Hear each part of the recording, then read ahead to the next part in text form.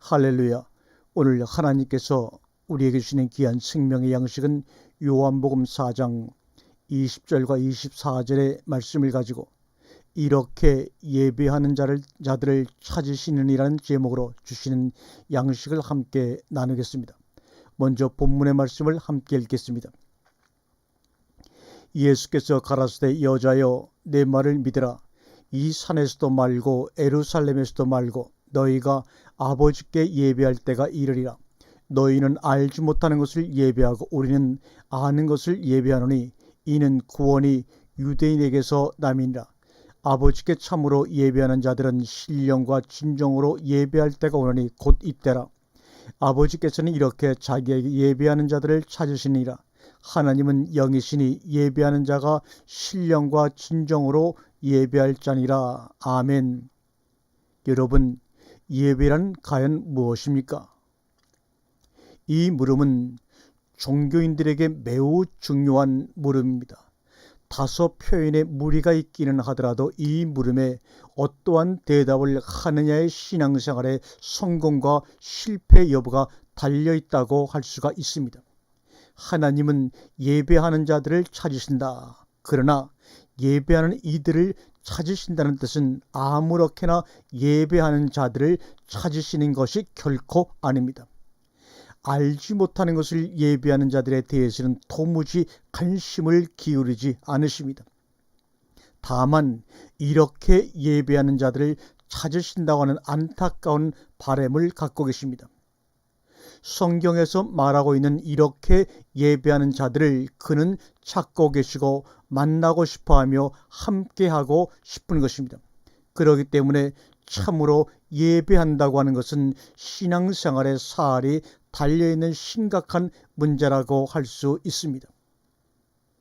신앙생활의 성공과 실패, 이것은 매우 중요한 것입니다. 우리가 어떻게 사는 것이 참 삶이며 하나님과의 온전한 관계성을 이룰 것인가 하는 문제에 깊이 관련이 되어 있기 때문입니다. 그렇다고 해서 예배에 대한 명확한 정의가 우리에게 예배의 삶을 보장해주는 것은 결코 아닙니다. 오히려 예배는 이미 진행되고 있는 종교적 삶에 대한 규정적인 표현이라는 말이 더욱 어울릴 듯합니다. 왜냐하면 예배는 이렇게 드리는 것이다 라고 규명되었고 혹은 정답을 얻었다고 해서 예배가 된다거나 예배를 드릴 수 있는 성질의 것은 아니기 때문입니다. 예배는 내용이나 방법이 아니라 능력이요 관계입니다. 정성을 다하여 예배를 드렸다고 해서 그 예배가 하나님이 받으시는 예배라고 할 수는 없습니다. 그리고 정성껏 예배를 드려야 한다는 말 속에는 그 말을 사용하고 있는 사람의 예배에 대한 정의가 이미 내포되어 있습니다. 비록 분명하지는 않더라도 자기 나름의 이해와 정의를 갖고 있다는 말입니다. 그것을 명확히 표현할 수는 없다는 것과는 별개로 자신의 삶 속에서 이미 예배에 대한 자신의 이해를 따라서 살고 있다고 보아야 한다는 말입니다. 그러나 그것은 알지 못하는 것을 예배하는 것에 불과하기 때문에 불행이라는 것입니다. 예배는 정성의 문제도 아니고 성실의 문제도 아닙니다. 관계성의 문제요 삶의 문제입니다. 어떤 형식을 예배라고 규정할 수 있는 것도 아니요 내용을 예배라고 할 수 있는 것도 아닙니다. 이제 우리가 살펴보고자 하는 예배의 성격 규명은 하나의 언어적 표현 속에 개념화시킨 것일 뿐임을 인지해야 합니다. 그러므로 예배는 이런 것이다라고 한다고 해서 그 말의 함정에 빠져서는 안 된다는 점을 유념해야 합니다. 굳이 이렇게 불필요한 전제를 하고서 이 말씀을 시작하는 이유는 이 말씀이 끝나고 나면 이해가 될 수 있을 것입니다. 예배란 무엇인가? 다시 한번 묻습니다. 우리는 구약에서 제사와 관련하여 예배에 대한 생각을 짚어볼 수가 있습니다. 기독교인이면 누구나 쉽게 알 수 있는 기사가 가인과 아벨의 제사입니다. 이 기사는 예배가 얼마나 중차대한 문제인지를 단적으로 보여주는 사건입니다. 물론 구약의 제사가 표현하고 있는 용어와 예배라고 하는 용어의 상관관계가 있지만 구약의 제사는 이 신약의 예배라는 표현과 크게 다르지 않습니다. 요한복음 4장 20절 사마리아의 여인 말에서 자연스러운 표현의 이행이 나타나고 있음을 쉽게 알 수가 있습니다. 우리 조상들은 이 산에서 예배하였는데 당신들의 말은 예배할 곳이 예루살렘에 있다 하더이라는 표현 속에 이미 제사라는 개념이 예배라는 용어로 환원되어 있음을 알 수가 있습니다. 당시 사마리아 여인이 말하고 있는 이 산이라고 하는 장소는 여호수아가 모세 율법을 선포하였던 그리심산과 에발산을 일컫는 것입니다. 이것이 전통적으로 유대인들로부터 멸시를 당해오던 사마리아 사람들이 제사를 지내왔던 것입니다. 또한 사마리아 여인의 입에서 자연스럽게 나타나고 있는 표현을 보면 제사를 드리던 조상들의 행위를 예배라고 규정하고 있다는 사실입니다. 신약에서는 제사라는 용어가 그렇게 많이 쓰이지 않습니다. 대신 자연스럽게 예배가 등장하고 있습니다.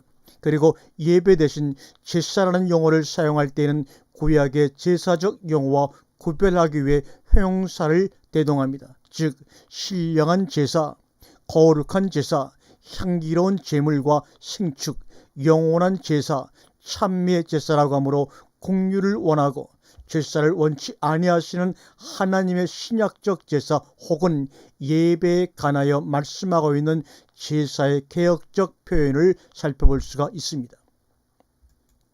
그러면 이제 우리는 예배가 신약에서 어떻게 개혁되고 있고 우리의 삶 속에서 진행되어야 할 참된 예배는 어떻게 나타나며 또 나타나는지를 살펴보겠습니다. 신약에서 예배라고 하는 헬라어는 세 가지가 등장합니다. 원래 학문적으로 예배라는 용어는 레이투루기아에서 나온 말입니다. 레이투루기아. 이 말은 70인역에서 유래한 용어로서 이 개념은 백성의 뜻을 가진 레오스와 일의 뜻을 가진 에르곤이 합쳐져 만들어진 합성어가 레이투루기아입니다. 이 단어는 신약 성경에 동사로 3번, 명사로 6번 나타나고 있는데 그렇게 많이 등장하고 있지는 않고 일반적으로 어떤 직무와 관련하여 사용되고 있음을 알 수가 있습니다. 여기서 예배하게 대한 일반적인 용어가 등장하고 있습니다. 개역 성경은 주로 이 단어를 레이투르기아를 봉사, 직무, 직분, 섬김의 등으로 번역을 하고 있습니다. 다분히 종교의식적인 것에서 시작된 이 단어가 바울에게서는 조금 색다르게 쓰이고 있습니다. 로마서 15장 37절에 저희가 기뻐서 하였거니와 또한 저희는 그들에게 빚진 자니 만일 이방인들이 그들의 신령을 나눠 가졌으면 육신의 것으로 그들을 섬기는 것이 레이투르기아 섬기는 것이 마땅하니라 해서 레이투르기오를 섬기는 것 이렇게 말합니다. 역시 구약의 의식주의적 용어가 바울에게서 새롭게 이해되어 사용되고 있음을 알 수가 있습니다. 그러나 이 개념을 통해서 예배를 이해한다는 것은 참으로 매우 제한적입니다. 신약의 예배에 대한 용어는 이 단어 외에도 다른 것이 있습니다. 오히려 우리가 세심하게 살펴보지 않으면 안 될 개념이 이제부터 살펴보고자 하는 포로스퀴네오라는 동사로 60회, 명사로 1회가 사용되고 있습니다. 이 단어는 포로스라는 전치사와 퀴네오가 합쳐진 합성어입니다.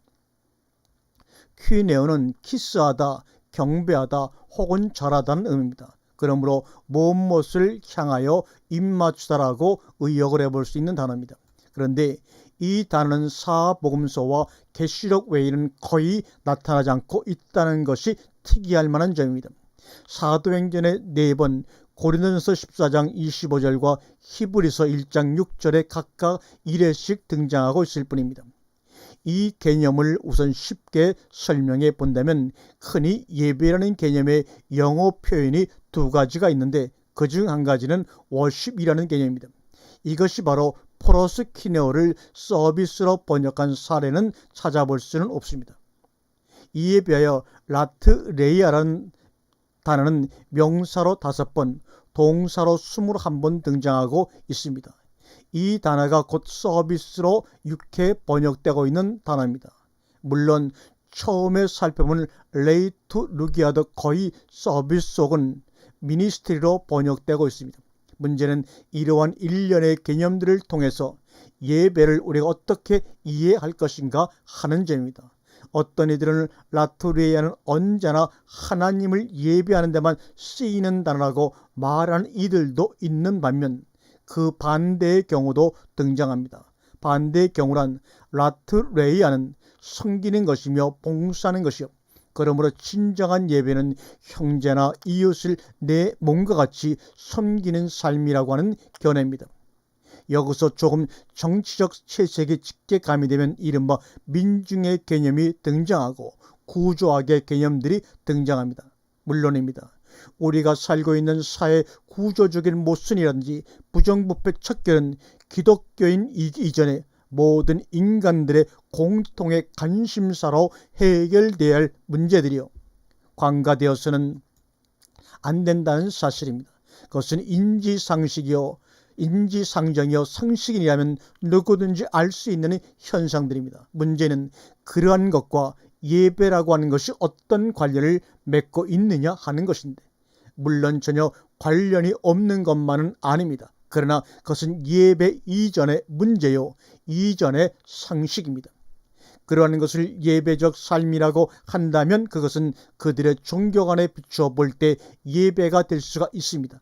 그들의 신간에 의한 예배 행위이기 때문입니다. 인간은 누구나 이미 어떤 방식으로든 예배 행위를 하면서 살고 있기 때문입니다. 그들의 신앙의 대상이나 신간에 의해서 삶을 사는 것은 이미 신과의 대화인 셈이며 예배가 된다고도 할 수가 있습니다. 그러나 여기에는 매우 위험한 요소가 발생할 수가 있습니다. 자칫 중요한 알맹이가 빠진 채 구호와 행위만이 강조될 우려가 있기 때문입니다. 사랑 혹은 신이 등장하지만 그것이 명분으로만 등장하고 자신의 행위만이 더 우위에 서서 일이 진행될 수도 있기 때문입니다. 어떻든 우리는 성경에서 언급하고 있는 라트레이아를 그렇게 확대 해석해도 될 것인가라는 의견에는 동의할 수가 없습니다. 그리고 라트레이아는 오로지 하나님을 예배하는 데 사용되는 개념이라고 하는 것도 일면 동의하지만 주의할 필요가 있는 개념입니다. 그것을 어떤 식으로 사용하느냐 하는 것은 매우 중요하기 때문입니다. 무슨 말이든지 그 언어의 일반적 의미보다도 사용하는 사람이 어떻게 쓰느냐에 따라 의미가 달라질 수 있기 때문입니다. 무엇 하나 하나님과 관련되지 않은 것이 어디 있겠습니까? 그러나 하나님께 예배하는 데만 사용된다는 말 속에는 다분히 우상적 색채가 짙게 드리워져 있습니다. 말은 맞는 것이지만 그 말 속에 배어있는 성격이 그렇다는 것을 말씀드리는 것입니다. 페이런하고 우리는 예배에 대한 이해를 다음 두 구절을 통해서 실제적으로 접근할 수가 있습니다. 이 구절은 프로스키네오와 라트레이어가 상호 어떤 관련을 맺고 있으며 동시에 서로를 어떻게 보충하고 있는지에 대해 잘 설명해주고 있는 성경 말씀입니다.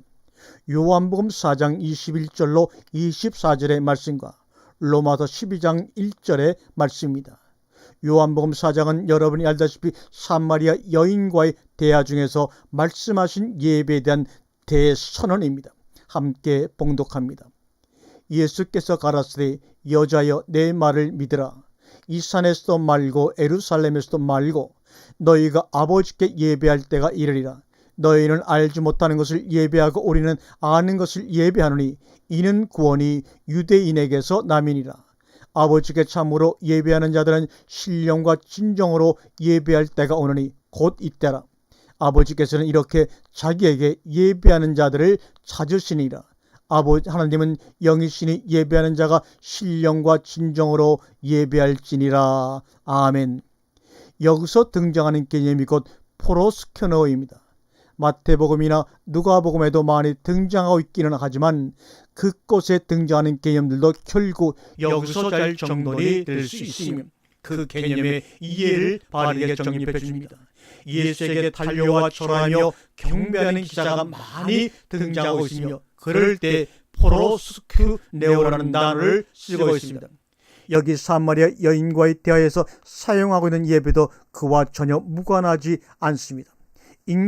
모든 인간들이 1차적으로 예수님에게 무릎을 꿇지 않으면 예수로 말미암아 청산될 수 있는 태산보다 무거운 죄의 문제가 해결되지 않습니다. 어떠한 방법도 우리의 부정과 부패를 청산할 수가 없습니다.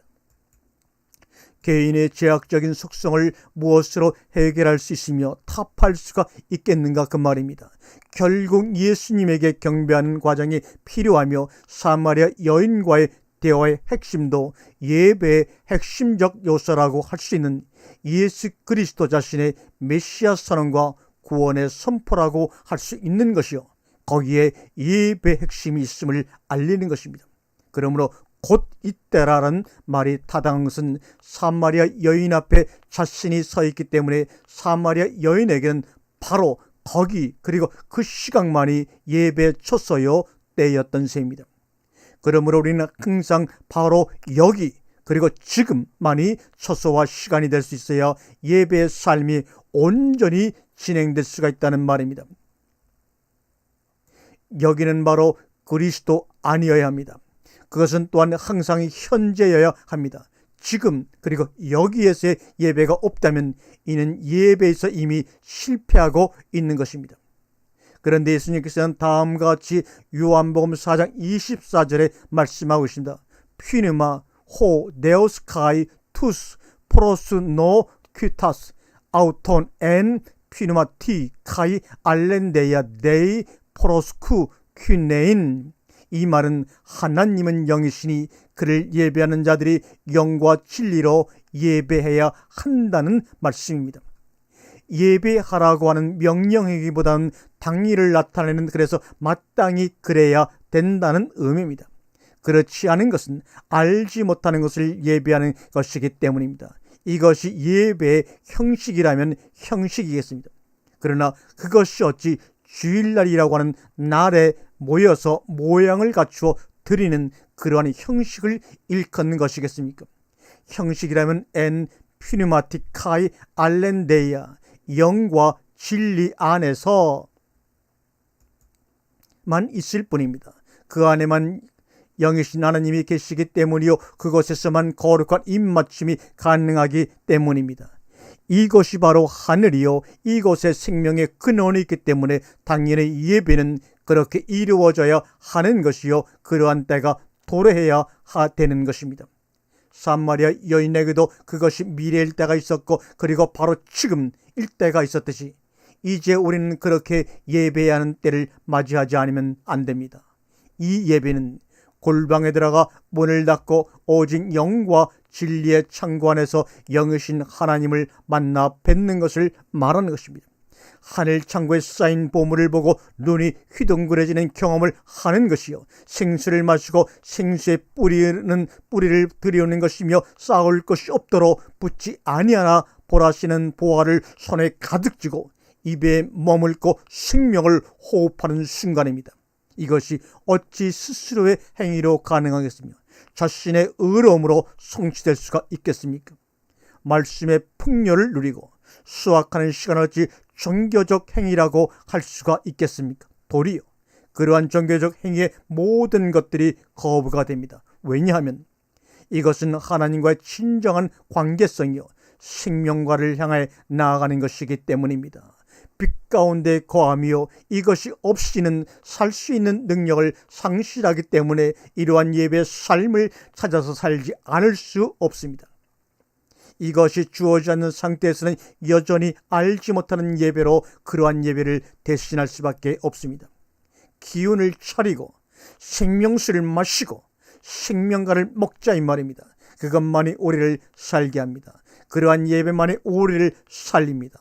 아니, 우리 모두는 그러한 날이 도래할 적에 아무런 미련도 남기지 말고 자신의 것을 내던지고 그것에 동참합시다.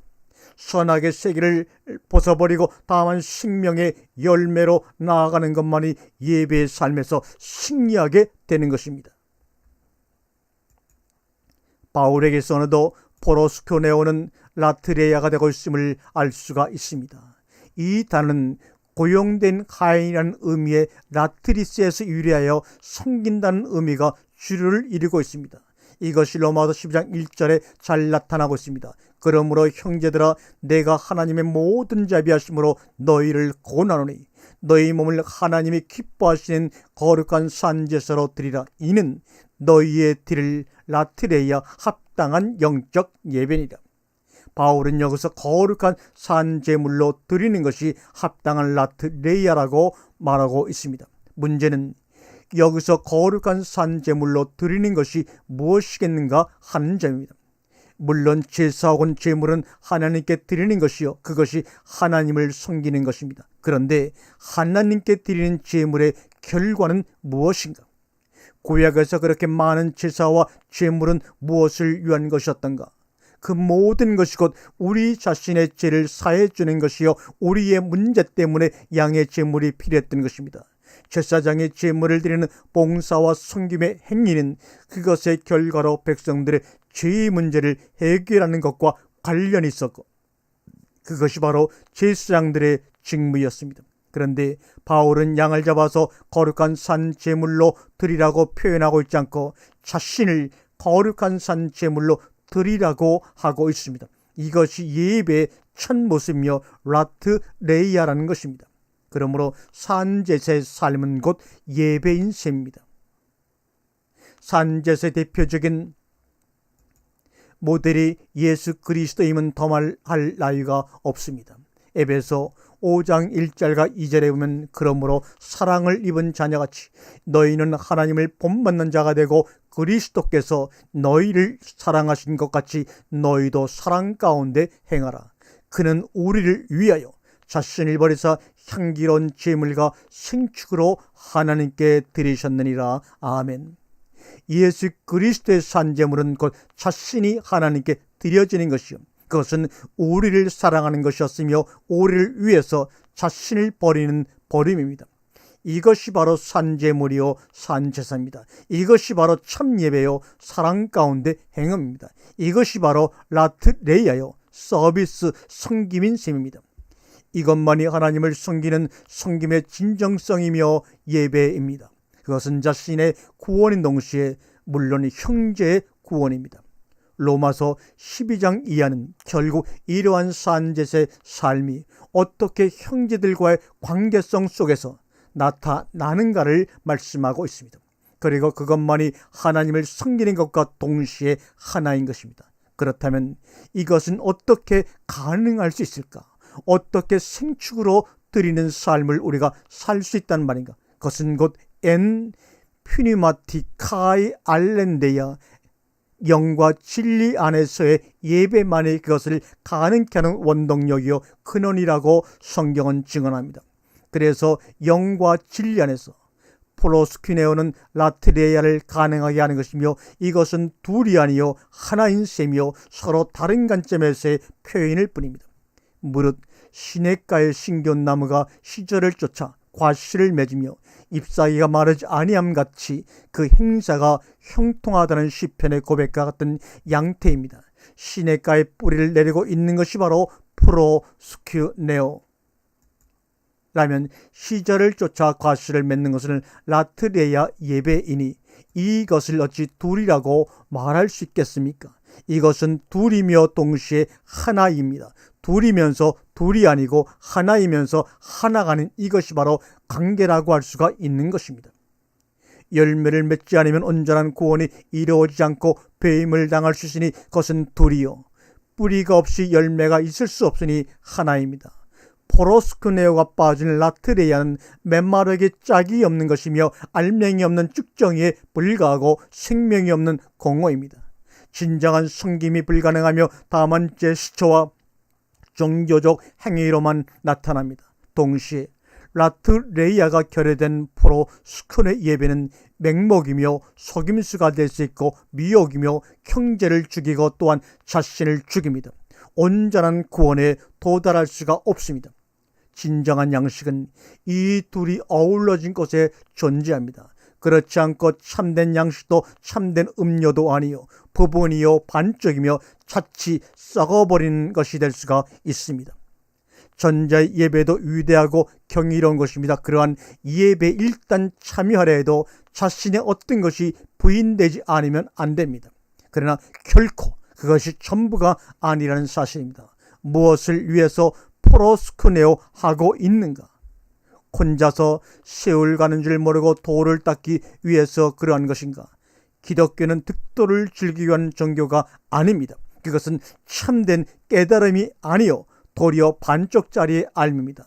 참된 예배가 아니요 참된 자유가 아니며 사랑도 아니라는 말입니다.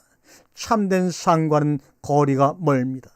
기독교가 산속의 종교가 아니라는 말의 상징성은 이런 점에서 음미해 보아야 합니다.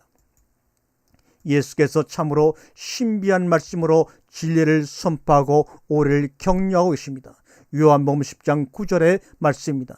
내가 문이니 누구든지 나로 말미암아 들어가면 구원을 얻고 또 들어가며 나오며 꼴을 얻으리라. 꼴, 노매, 양식, 목초 이런 말입니다. 많은 사람들이 그 문으로 들어가는 것조차 못하며 문 바깥에서 마당에서만 어슬렁거리고 방황합니다. 그리고 알지 못하는 것을 예배하며 스스로 즐거워하며 감정에 취해 살아가고 있습니다. 그런데 여기 그보다 조금 나은 자들이 있으니 그 문에 들어가서 구원에 참여하는 자들입니다.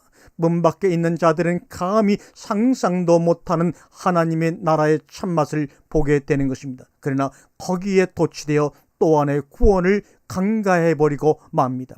꼴은 들어가서만 얻는 것이 아니라는 사실입니다. 나오며 얻는 꼴을 여러분 아시는지요? 나와서 얻는 꼴을 먹을 수 있으면 피를 흘릴 수 있는가?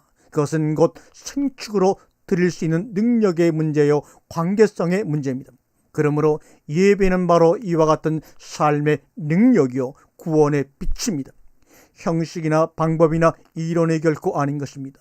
여기서는 교회는 지어져 가고 여기서 바로 교회는 지어져 가고 완성되어 가는 것입니다. 예배, 들어가서 거룩한 입맞춤으로 프로스케어하고 나오면 자신을 사한 제물로 라트레야 하는 것이니 예수는 이들이 결코 분리되지 않았다 하나였다 우리에게 말합니다. 다만 우리들은 것이 때로는 둘로 나뉘어 있고 혹은 대다수는 전혀 알지 못하는 예배 혈안이 되어 있습니다.